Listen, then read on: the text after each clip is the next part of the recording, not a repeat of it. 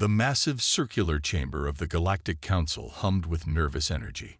Hundreds of different alien species sat in their designated areas, their worried whispers echoing off the polished walls. At the center of it all, Director Gray stood with his 4 arms clasped behind his back, his silver skin reflecting the soft blue lights from above. "Impossible," he muttered, studying the holographic display floating before him. The image showed a massive object moving through space at speeds that shouldn't be possible for its size. "Run the calculations again." The Council's head scientist, a small green creature named Spark, tapped rapidly on his datapad. "Sir, we've run it 12 times. The readings are correct. The object is 17 kilometers long and moving at full FTL speed towards Council space." Director Gray's outer eyes narrowed while his inner ones focused on the data streams. In his 300 years of service to the Council, he had never seen anything like this. The vessel, if it could be called that, was larger than most space stations. "Have we identified its origin?" asked one of the Council members from the upper rings. Spark hesitated before answering. "Yes, it's coming from the quarantine zone. From Earth." The chamber erupted in shocked gasps and fearful muttering. Earth was supposed to be contained, isolated from the greater galaxy by powerful barrier fields. The humans were marked as too aggressive, too unpredictable to join galactic society. That was the decision made by the Council 200 years ago. "Impossible," Director Gray said again, but with less conviction. "The barriers were designed by our best engineers. No primitive species cooled." A junior officer burst into the chamber, breaking all protocol. His scales were pale with fear. "Director, the object. It's dropped out of FTL at the edge of the Gamma sector." The main display changed, showing a real-time feed from their outer sensors. What they saw made even Director Gray take a step back. The human vessel was unlike anything in known space. Its dark hull seemed to absorb light rather than reflect it.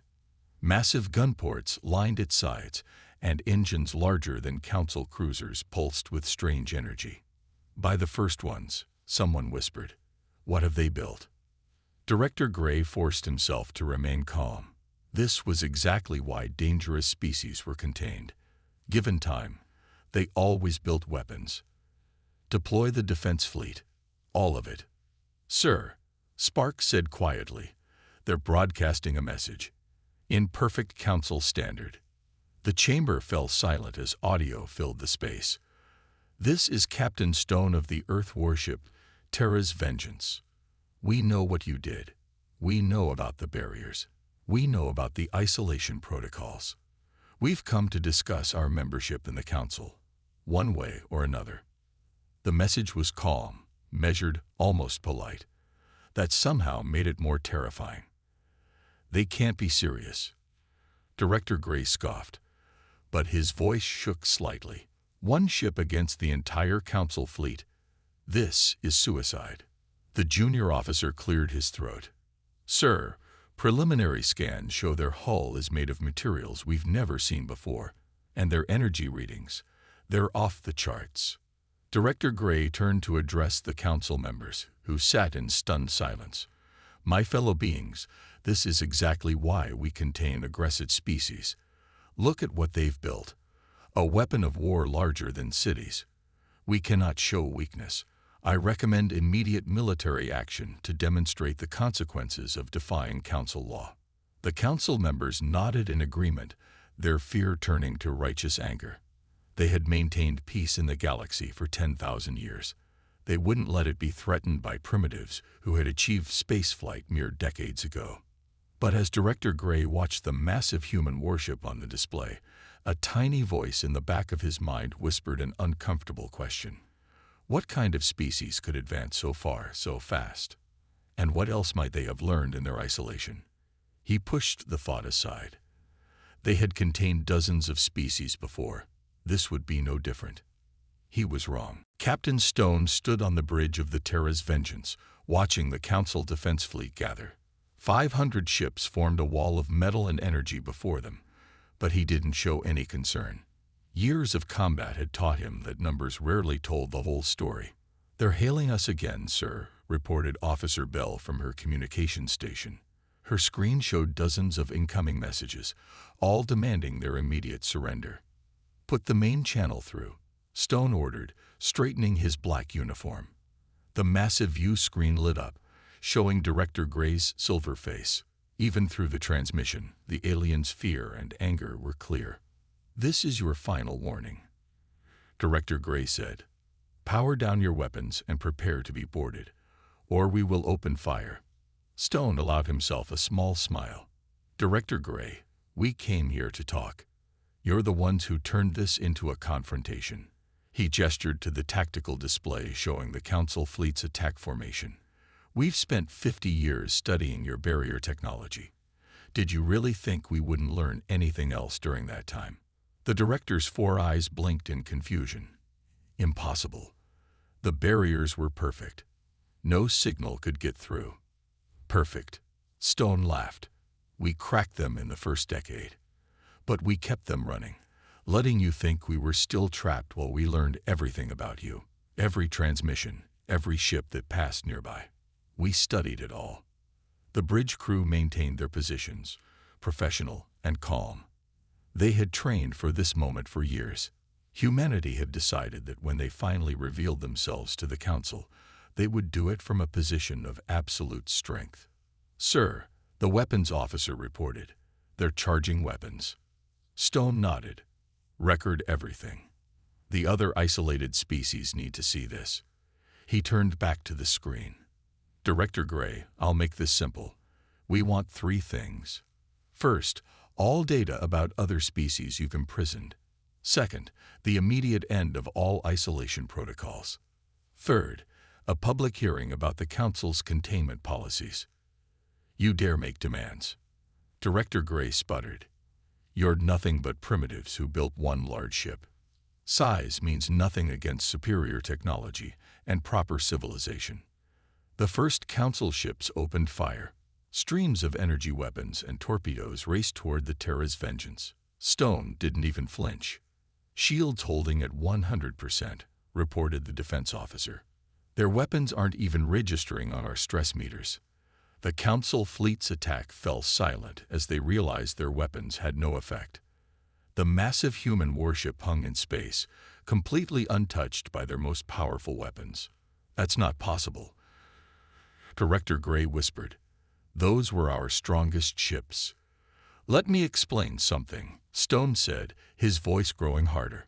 "While you were keeping us isolated, we kept fighting among ourselves. Every war taught us new lessons. Every battle made us stronger. We didn't build one large ship, Director. We built a perfect ship." He turned to his weapons officer. "Show them what 50 years of human warfare development looks like. Target their flagship's engines only." A single pulse of energy shot from the Terra's vengeance. It passed through the Council flagship's shields like they weren't there. The ship's massive engines went dark instantly. "That was one weapon, at 2% power," Stone explained to the shocked Council leaders. "We have thousands more you've never seen. Technologies you can't understand. Because while you were enforcing peace through imprisonment, we were learning through conflict." The Council fleet began to break formation, some ships turning to flee. Director Gray's flagship drifted helplessly, its main power cut off by weapons he couldn't comprehend.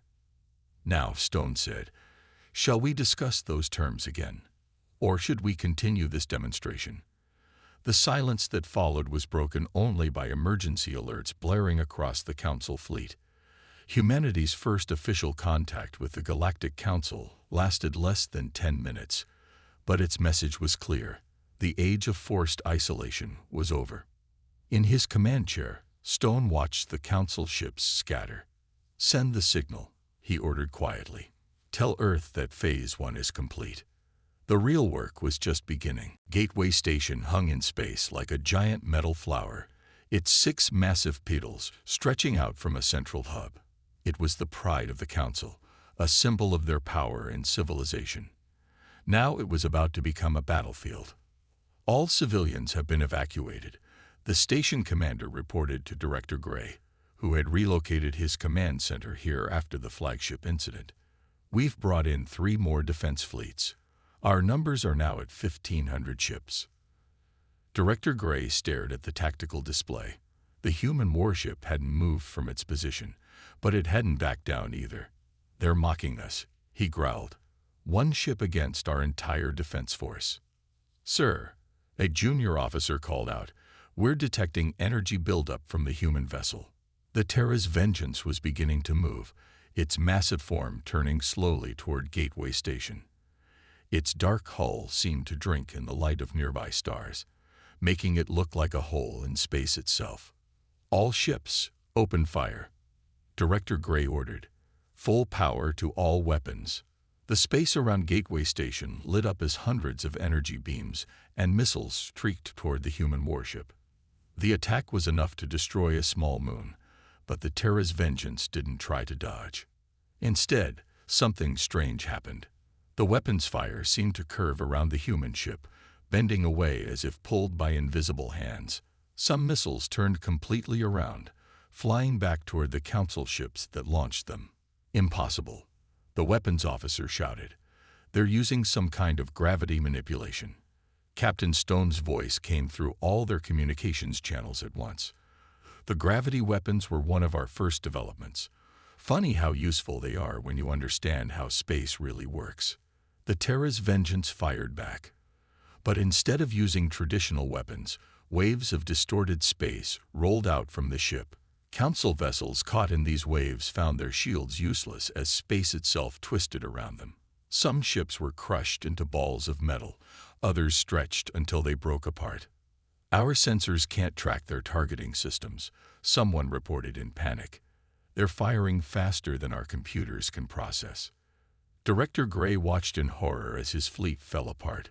Ships that had protected Council space for centuries were being destroyed by weapons that shouldn't exist. The human vessel moved with impossible grace for its size, every action planned and precise. Sir, the station commander shouted. They're targeting the station's main reactor. Impossible, Director Gray said again, but the word had lost all meaning. The reactor is protected by 50 layers of shields. No weapon can. A single beam of light shot from the Terra's Vengeance. It passed through all 50 shield layers like they were made of paper. The beam hit the reactor's cooling systems, not destroying them, but shutting them down with surgical precision. Warning alarms blared throughout Gateway Station. Without the cooling systems, they had minutes before the reactor would have to be shut down, or it would melt down. Attention Gateway Station. Captain Stone's voice was calm and clear. Your reactor will fail in approximately 3 minutes. You can either evacuate now, or we can help shut it down safely. Your choice. Director Gray's hands shook as he looked at the devastation around him. A third of his fleet was destroyed. Another third was crippled or retreating. The rest were completely ineffective against the human ship's defenses. How? He whispered. How did you advance so far, so fast? Because you forced us to, Stone replied. Every barrier you put up became a puzzle to solve. Every technology you used to contain us became something new for us to study. You didn't imprison us, Director. You gave us a challenge. The station's lights flickered as the reactor began to destabilize. Looking at the scared faces around him, Director Gray made his decision. Shut down all weapons, he ordered. Begin evacuation procedures. He looked up at the massive human warship that had just defeated the Council's greatest defenses. Request assistance with reactor shutdown. The Battle of Gateway Station lasted 27 minutes. It would be remembered as the day the Council's power truly began to crumble, not through destruction, but through the revelation of their own limitations. And it was only the beginning. Lieutenant Reed walked through the empty halls of Gateway Station, her footsteps echoing in the unusual silence. Most of the station's crew had evacuated, leaving only a small team to manage essential systems. The human officer led a group of data specialists. Their mission clear: find the truth buried in the Council's archives. Main database is through here, she said, reaching a heavy security door. The Council's most advanced locks took her team less than a minute to bypass. Inside, rows of crystalline data storage units glowed with soft light. "Begin the download," she ordered. "Check everything from the last 1,000 years. Focus on isolation protocols and contained species." The team worked quickly, breaking through security measures that the Council had thought unbreakable.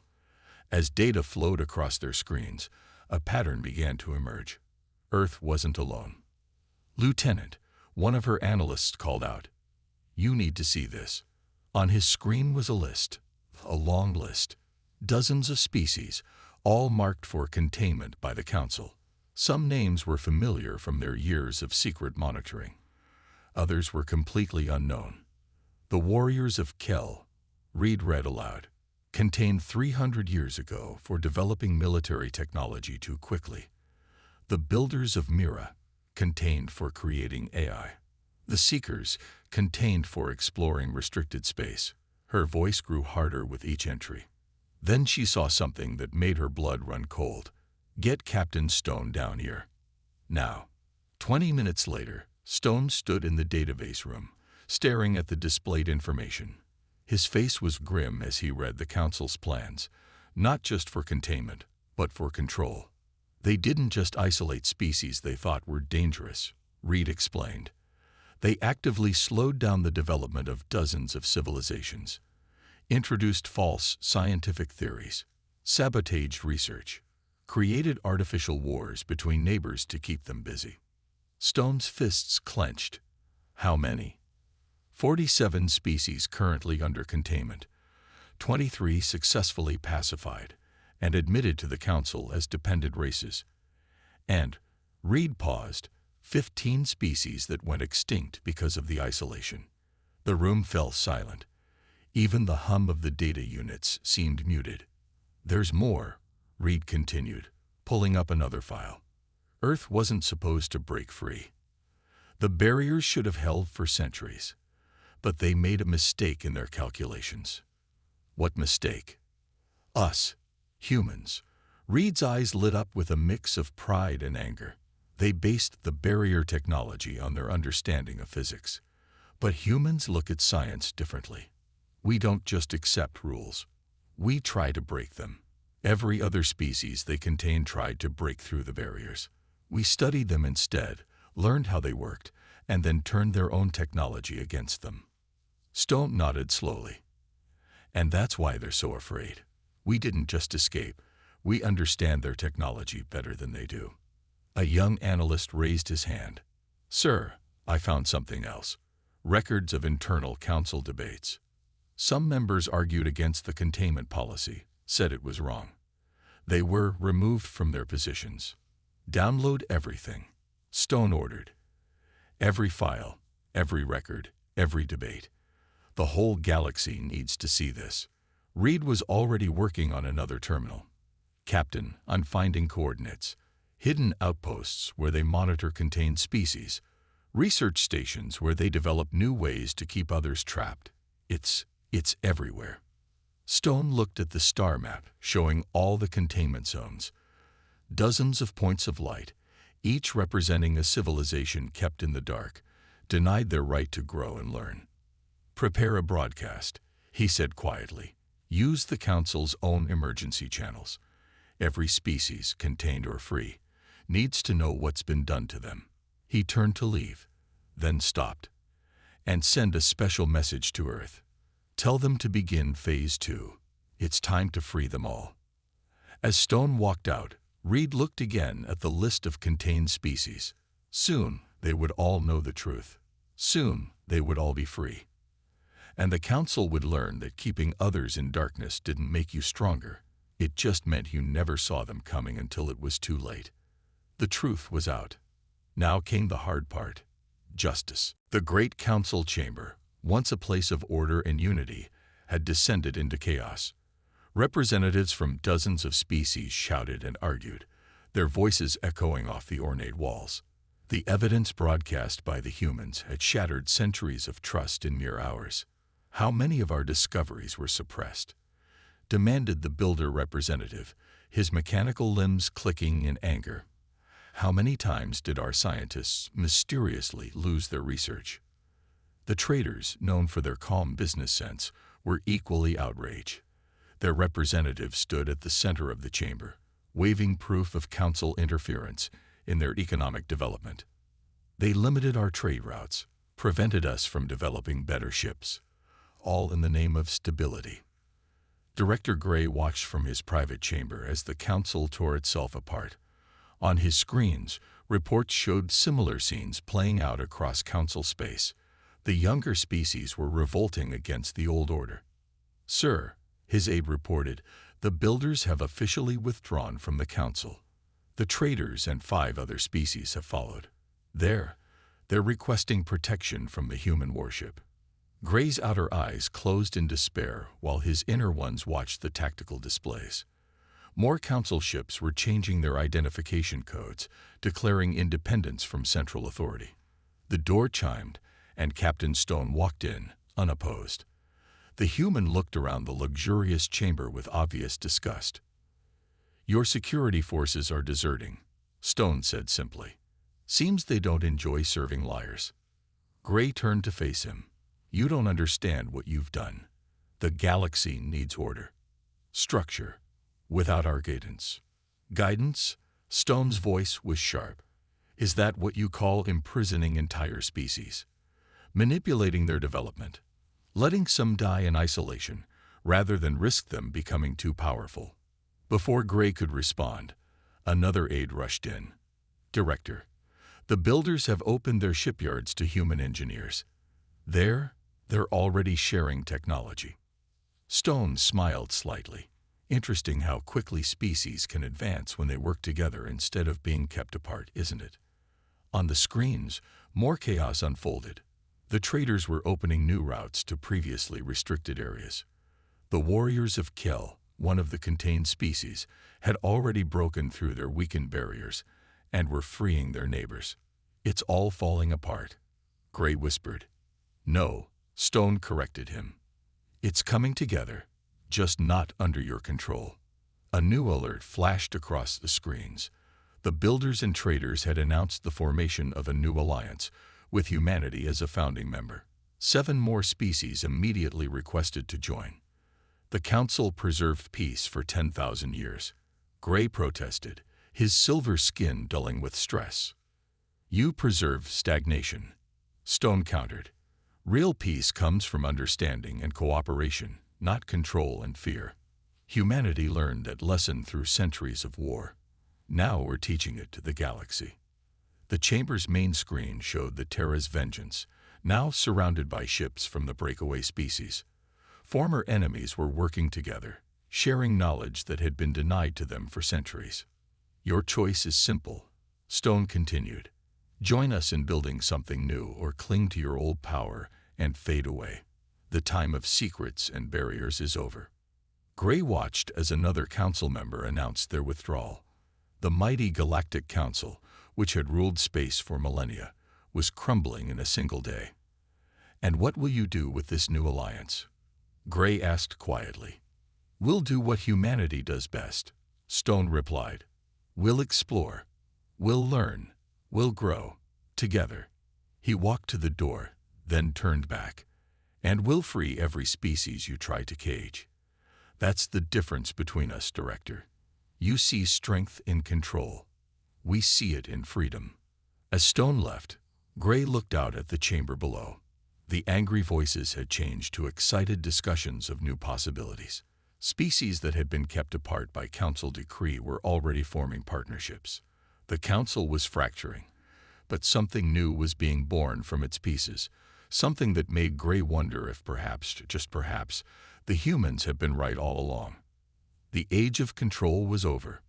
The age of freedom had begun. Deep beneath the surface of the council's oldest colony world, in bunkers that hadn't been opened for 1,000 years, the elder species made their final preparations.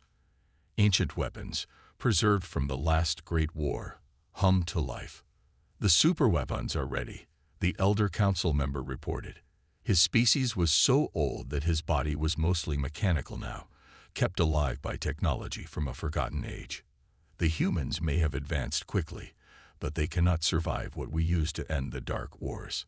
Director Gray watched as massive silos opened across the planet's surface. And these weapons, they can defeat the human ship. They can destroy entire star systems, the Elder replied. His metallic voice held no emotion. We sealed them away because they were too powerful. But now, we have no choice. Above the planet, the Terra's Vengeance floated in space, surrounded by ships from the newly freed species. Captain Stone stood on his bridge, watching the planet's surface light up with energy readings. Sir, Officer Bell reported from her station, we're detecting weapons signatures. Nothing like we've seen before. Stone nodded calmly. Send the signal. Execute Protocol Omega. The first superweapon fired. A beam of pure white energy shot toward the human warship, powerful enough to crack a planet in half. But the Terra's Vengeance didn't move. Instead, the beam hit something invisible in space and split apart, harmlessly dispersing into nothing. In their bunker, the Elder Council members' mechanical eyes widened. Impossible. How did they block it? Stone's voice came through their communications. You know what humanity's greatest strength is. We imagine the worst that could happen, then we prepare for something even worse. More superweapons fired. Beams that could boil oceans, missiles that could shatter moons, energy fields that could tear apart matter itself. Each attack met the same fate, blocked, deflected, or simply absorbed by defenses the humans had built into their ship. You don't understand, Stone continued, his voice now playing in every bunker and command center. We found records of your superweapons decades ago, when we first cracked your barriers. We've spent years developing countermeasures for weapons we'd never even seen. In the bunker, Director Gray watched the impossible unfold. But how? These weapons ended the greatest war in galaxy's history. Exactly, Stone replied. They ended one war. But humans? We've fought thousands of wars. Each time we learned, adapted, evolved. We didn't just build defenses against your superweapons. We built defenses against weapons far worse, the ones we imagined in our darkest dreams. The Terra's Vengeance began to move, not attacking, but systematically targeting and disabling each superweapon site with precise, controlled shots. Your weapons were built to end wars, Stone explained. Ours were built to survive anything. Because that's what humanity does. We survive. We prepare. We imagine the worst, then we figure out how to beat it. The Elder Council members' mechanical bodies shook with rage. Launch everything. Every weapon, at full power. The planet's surface erupted as every superweapon fired at once. The combined energy output was enough to destabilize the planet's core. But when the blinding light faded, the Terra's Vengeance still floated unchanged.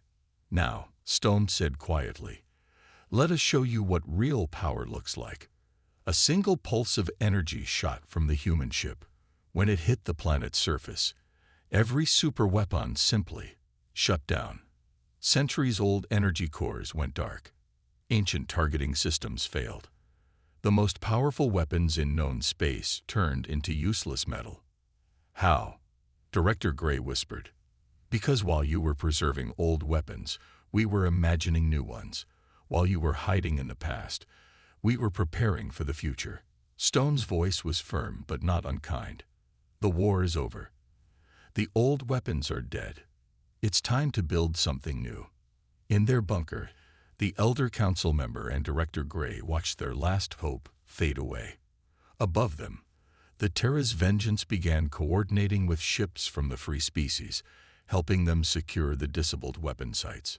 The age of superweapons was over, but unlike the last great war, this one ended not with destruction, but with protection. The weapons that could destroy worlds were gone, and in their place, something new was beginning. The last stand of the Council had failed, but perhaps in failing, they had finally learned what real strength looked like. 1 year after the Council's fall, Gateway Station looked very different. Where once only Council ships were allowed to dock, vessels of all shapes and sizes now filled its berths. Species that had been kept apart for centuries worked side by side, sharing knowledge and technology. The station's main observation deck had been transformed into a museum. At its center stood a detailed hologram of the Terra's vengeance, rotating slowly above a crowd of visitors from dozens of worlds. Director Gray, no longer wearing his council insignia, stood before a group of young aliens from formerly contained species. His role had changed from ruler to teacher, sharing the lessons learned from the council's mistakes. The ship wasn't just a warship, he explained, his silver skin reflecting the hologram's light. It was a message, a reminder that strength comes not from controlling others, but from facing challenges and growing stronger. A young builder raised one of their mechanical arms. But why did the humans let you help build the new alliance? After what the council did. Before Gray could answer, Captain Stone walked onto the deck. The human commander had been busy this past year, helping coordinate the massive changes across former council space. Because that's what humans do, Stone said, joining the group. We remember the past, but we don't let it trap us. We build futures instead. The observation deck's windows showed the real Terra's vengeance in orbit, now serving as a training center where species shared their knowledge freely. Its weapons were still there, but they protected freedom instead of enforcing control. The Free Species Alliance has already accomplished more in 1 year than the Council did in centuries, Gray admitted. Worlds we isolated are sharing amazing discoveries. The Builder's Eye works with human computers in ways we never imagined possible.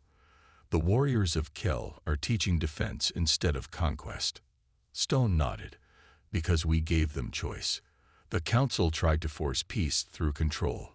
We achieve it through understanding. A massive ship passed by the window.